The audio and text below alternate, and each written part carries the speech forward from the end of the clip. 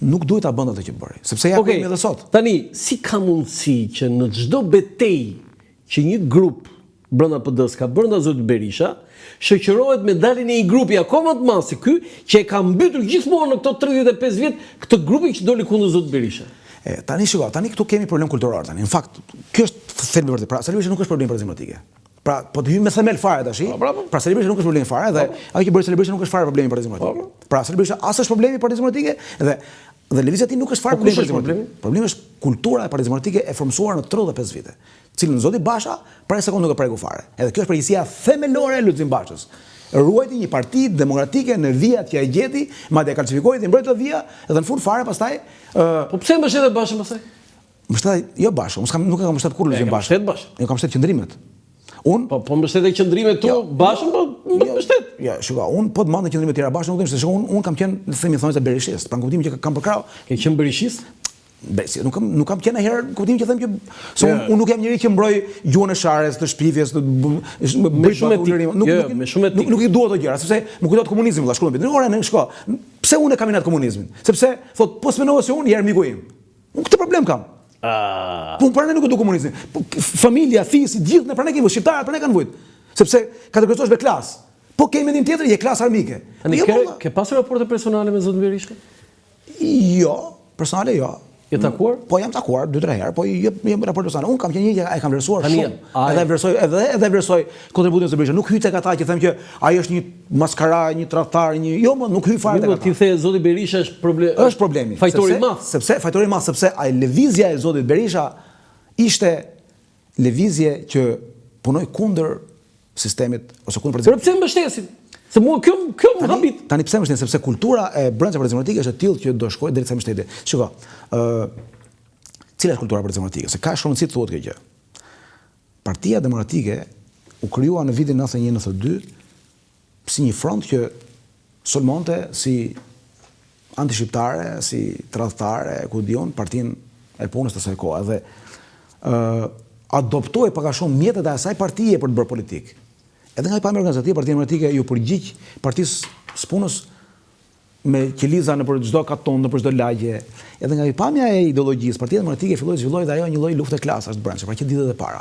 Partia Demokratike nuk që as i di dhe një parti. Shiko, ata s'po ta them ndryshe. Ka 3 kultura në politikë, nuk ka më shumë se 3. Edhe këto i thon teorician njohur Brady Campbell dhe me radhë. Një është kultura e viktimizimit, që e përdore majta. Thot punëtorët po vujnë, LGBT-ja po vujnë, gratë po vujnë. Kjo është kultura e viktimizimit, që e ka e majta. Ku do në botë? Është kultura e nderit, më thonjë sa. Kjo është kultura e të fortit, që unë jam i fort, unë të rra, hajde dilëm unë duel, unë të thym dysh, unë nuk më rrifim kur. Kjo është një kulturë që nuk e pranon do të kur që mund të mundet. Kjo është një kulturë që vlerëson në kuptimin antropologjik fjalës edhe pirjen e alkoolit, edhe lutjen e bixhozit, pra ai gangsteri që lut bixhoz ai, ose ai që ka femrat e bukura. Pra kjo është kultura e nderit. Kjo mund të transmetohet edhe në politikë, që unë jam i fortë, unë të rra, me mos ka, me mos të fy njëri, mos prek njëri, unë të bëj këtë, unë të bëj atë. Edhe kjo kulturë gjendet dhe kjo kulturë politike. Ka një kulturë tjetër, kultura e dinjitetit, që e shef njeriu si qenë të krijuar nga Zoti, si qenë që ka dinjitet sepse ka dhënë Zoti dinjitet. Ne po ti je njëri i keq, dinjiteti ke si qenë njerëzore. Pra edhe po ti je maskara, po ti je palaço, po ti je hajdut, dinjiteti është dinjiteti i qenies njerëzore. Edhe unë nuk të shaj ty nga syri, nga veshi, nga emri, nga farefisi, unë merr me këtë punë, sepse dinjiteti ose qenia njerëzore është i dhënë nga Zoti. Tjetra, unë mendoj se identiteti forcohet përmes kundërshtive, pra kundërshtia është gjë e mirë. Nuk është gjë e keqe. Thot Roger Scrutoni, do të kemi atë lloj respekti për dinjitetin njerëzor, saqë edhe nëse njëri është tek kundër të gjithëve, ai duhet mbrojt. Sepse mund të jetë edhe tek ai e vërteta. E kuptova. Tani e djatha zgjedh të tretën. E djatha. E majta ka ato 2 të parat. Prandaj Partia Demokratike është kulturalisht parti e majt. Kulturalisht parti komplet e majt. Pse ke mbështetur ti pas ke ti ke 35 vjet në PD? Kjo është pyetja më e pse kam mbështetur unë tash. Unë me thon drejtën që Partia Demokratike është parti kulturalisht e majt, unë e kam kuptuar që nga viti 2002-2003. Po deri në vitin 2003 s'kish kuptuar asgjë fare? Ja ta them, jo. Ti ishe i motivuar? Fare. Jo, kam vit 2000, jo nuk e kam kuptuar. Prandaj ke qenë berishist. Po, le ta themi po. Tani çfarë kuptova unë? Edhe pse për krah fort, edhe pse unë ende jam në Partinë Demokratike, le të themi në mënyrë. Pra unë atë do votoj, nuk diskutohet. Më fal, për kë votove? Këtë herë. Po. Shiko, këtë herë votova për miqtë e mi, votova me emër personal, votova Plumë Seferi, shkollë Mabedi, po ta them kështu të fare. Pra PD. Po. Kështu që Plumë Seferi. Po, Plumë Seferi, po. Ai asu bës. Pas ka rëndësi, po unë e kam mikë dhe e çmoj dhe ishte edhe kundër qeverisë. Pra unë normalisht do votoja kundër qeverisë. Mirë, megjithatë ai është i djathtë, do të thonë është i PD-s, ti ke qenë brenda standardeve. Tani që ta shpjegoj pak pse kam përkrahur Partinë Demokratike, duke ditë që është parti kulturalisht e majt. E kam përkrahur sepse ka qenë e vetmja parti që ndonse është kulturalisht e majt, ndonse ka dhe komunist vetë mbrana, ka dhe lloj njeriu mbrana vet, prodhoi një gjuhë antikomuniste. Edhe na krijonte mundësinë të flisim si antikomunistë, na krijonte mundësinë të flisim si konservatorë dhe si djathtë. Pra në Partinë Demokratike po folë si antikomunist, po folë si djathtë, si konservator, nuk sa njëri. Pra vetëm kjo ishte. Kishim mundësinë që në këtë formacion politik të artikulonim siç ne mendonim se është e djathta. E kuptova. Kurse të pastaj nuk e bën të gjë. Do kemi vetëm një ndërprerje publicitare dhe kthehemi sërish në studio. Shumë interesante biseda. Një falënderim për institucionin monetar Manigrama Kinvest që mbështet emisionin Dekalog këtu në Dritare TV me sloganin e njohur transfero shpejt, gjithmonë shpejt kudo dhe kurdo. Akinvest, institucioni i pagesave për shërbimi Manigram, risjell shorteun për klientët e tij. Klient të dashur, çdo tërheqje apo dërgesë që do të kryeni nga data 14 prill deri më 14 korrik, pra nga 14 prilli deri më 14 korrik, me shërbimin Manigram në çdo zyrë dhe agjent Akinvest do t'ju mundsoj të bëheni automatikisht pjesëmarrës në shorteun që do të zhvillohet në Diela Shqiptare në televizionin Klan më datën 20 korrik 2025. Pra në Diela Shqiptare në televizionin Klan më 20 korrik 2025. Sa më shumë transferta me Manigram, aq më shumë merrni pjesë në shorte. Për çdo një transfer ju do të kualifikoheni me njerëz si pjesëmarrës në shorteun, nga i cili do të ketë 6 fitues me një çmim 50000 lekë të rinj, pra 6 fitues me një çmim 50000 lekë të rinj, sapo të kryeni transferin e tretë ju kualifikoheni dhe si pjesëmarrës në shorteun, nga i cili do të ketë 7 fitues me një çmim 100000 lekë të rinj, pra 7 fitues me një çmim 100000 lekë të rinj. Përdorni pra Manigram dhe fitoni. Faleminderit edhe një herë Manigrama Kinvest, institucionit monetar që mbështet emisionin Dekalog këtu në Dritare TV. Jemi gjithnjë me Fitim Zekthi në një rrëfim me të vërtet të rrallë, për herë të parë ka treguar për jetën e vet, jetën personale, me disa detaje që me të vërtet janë shumë interesante. Ai është natyrë modeste dhe nuk se ka shumë dëshirë. Në drejtën më vjen sikletë se nuk duhet të flas për këto gjëra, si di se kupton burrë, ai është pjesë e trashëgimisë familjare. Ato janë pjesë, sigurisht janë personale dhe familjare, sepse ka por janë gjëra pjesë aty regjimi. Në Shqipëri ka ato njerëz janë përsekutuar në mënyrë shumë më të egër, janë vrarë, kanë qenë për kampën, janë varur fare, domethënë. Kjo nuk do të thënë që unë është i pretimi, po nuk doja të flisë për këto gjëra sepse thashë. Jo, asun se kisha programuar. I bie sikur po erdhi pra sikur po luajm kulturën e viktimës dhe ne domosdoshmë. Jo, nuk ka lidhje. Fitim, kishe pritshmëri që Partia Demokratike të fitonte? Këtë herë? Po. Jo, fare. Bile unë me thënë drejtë nuk kam patur as në 2021, nëse do të dish. As 2021? Jo.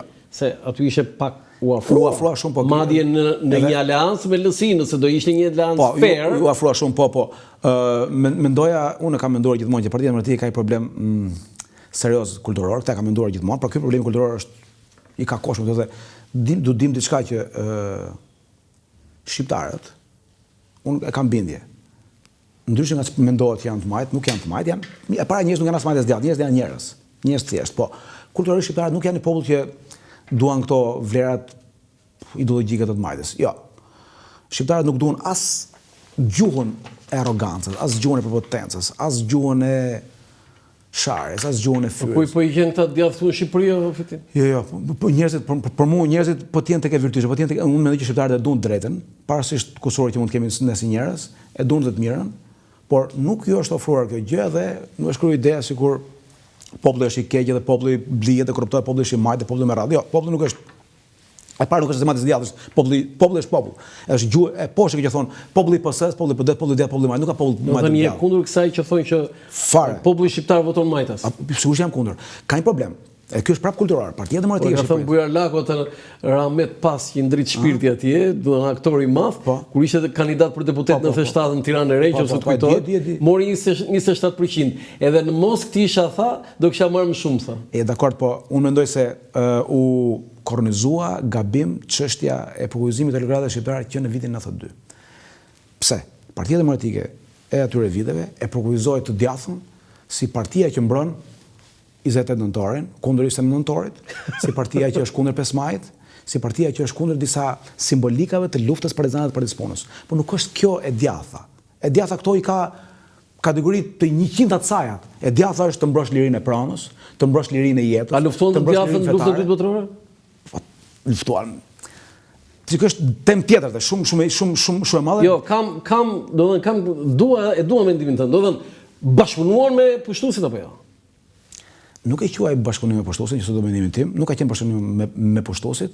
Ata u përpoqën të mos bëhen pjesë e luftës civile dhe në disa raste kur u sulmuan, kur u bë lufta civile, kur forcat partizane ju kthyn pushën e tyre, disa prej tyre zgjodhen të mbrohen duke bashkëpunuar me qeverinë e kohës, që ishte qeveria qoftë Mitat Frashi, qoftë Recep Mitrovici me radhë. Pra nuk i quaj bashkëpunëtar. Tani un kam dhe një pyetje që po ja bëj njeriu të duhur, sepse të djathët që nga 44 e këtej kanë bërë gjithmonë fajtor të majtët, ata janë që ne s'jemi në pushtet. Tani e pranon këtë Fitim Zekthi që të djathët e braktisën Shqipërinë 44 dhe ja lanë terrenin bosh? Po, kanë një përgjegjësi, jam dakord. Pra, këtë e pranoj unë, që kanë një përgjegjësi. Të që ishin Veroxhën 44 tani, ata ishin më të arsimuar. Ishin të pasur. 44 është pak vonë, po 43 ata ishin më të organizuar, më të armatosur dhe më të shumë të numër forcat nacionaliste. Por forcat nacionaliste nuk kishin atë lloj sublimimi për pushtetin e nesërmë dhe nuk donin të hynin në luftë civile me partizanët dhe kështu që atë punë gradualisht e lanë dhe shiko, po ta shohim historinë tamam fare ne, edhe nuk duhet i idealizojmë ata se kanë qenë patriotë më të gjitha, ka patur brenda atyre formacioneve. Mirë, po flasim për Mitat Frashin. Ai ka qenë një patriot. Ka qenë një burrë jashtëzakonshëm, por ai iku sepse e qenë me Vlora iku. Sepse situata u bë mbyt. Me Di Frashi iku. Roland, në vitin 1944, në fund të 44-s, në fillim të 45-s, për forcat nacionaliste u bë pamundur qendrimi i Shqipërisë, sepse forcat partizane e kishin fituar davane. Bën mirë që ikën? Do ekzekutoheshin, nuk mund të bënin dot gjë. Po të rrinin. Nuk mund të organizoheshin? Në atë moment jo më. Ata do duhej që në vitin 43 ose edhe më herët. Më herët se të dëshmoheshin që janë faktorët themelor të rezistencës, këtu bie dakord. Pra duhet të dëshmohen që janë faktorët themelor të rezistencës dhe aleatët anglo-amerikan të mund të shikonin këta si faktorët kryesorë të rezistencës. Të mirë arsimuar, të pasur. Po këta patën një lloj pasiviteti. Patën një lloj stepjeje edhe forcat partizane, edhe me shumë çka tjetër nuk ka rëndësi, u panë si forca kryesore rezistencës antinaziste nga aleatët. A është përsëritur fuqia politike e të djathtë pikërisht në këto momente me 4 mandate në opozitë? Pse më duket mua Fitim sikur është e njëjta gjë, sikur jemi në 44, por sigurisht në një periudhë, në një epokë tjetër, moderne, nuk ka lidhje kjo me vendosjen e komunizmit. Mos ta ekstremizojmë. Po 4 mandate në opozitë?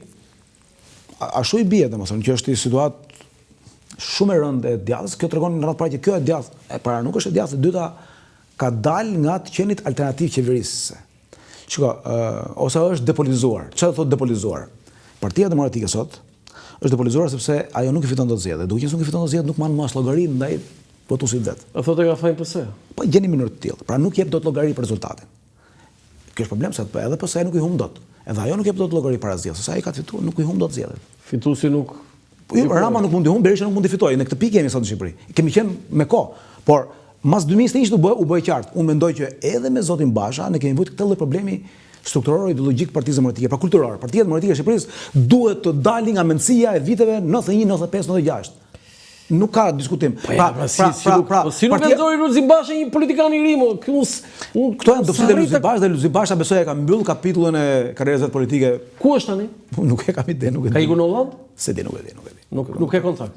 Ja, nuk është. Shiko, është krijuar një përshtypje gabuar në Shqipëri se kur unë kam qenë në një njerëz afër të Lulzim Bashës, unë kam qenë një demokrat shumë i vendosur, edhe mbetem një demokrat shumë i vendosur që kam pasur bashkëpunim me zotin Lulzim Basha kur ka qenë kryetar Partisë Demokratike, kam qenë antar kryesor, kam kandiduar në për deputet, po jo se. Cili është vendi në histori i Sali Berishës?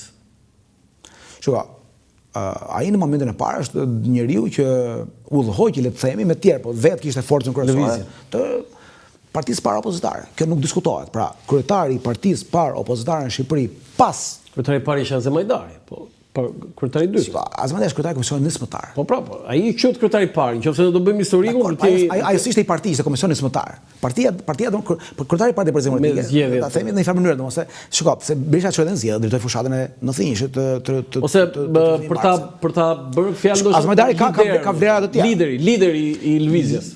Është lideri i Partisë parë politike opozitare në Shqipëri dhe është ai që drejtoi fushatën e 91-shit, fushatën e 92-shit dhe ai që, si më thon, pas 47 viteve rrëzoi nga pushteti Partinë e Punës së Shqipërisë.